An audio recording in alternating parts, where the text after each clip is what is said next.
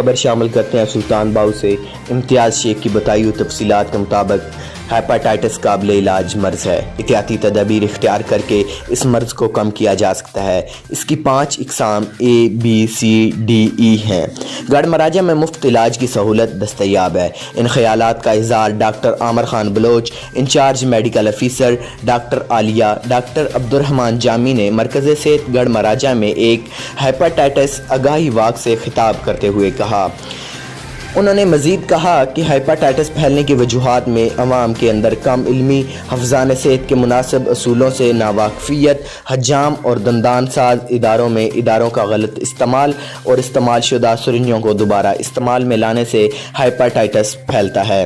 Doctor عامر رضا خان نے مزید کہا کہ آگاہی واک کا مقصد لوگوں میں شعور پیدا کرنا ہے۔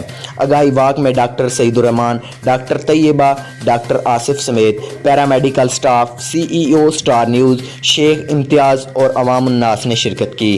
بعد ازاں ڈاکٹر عالیہ نے ہسپتال کے عملے کے لیے ایک تربیتی ورکشاپ سے خطاب کیا۔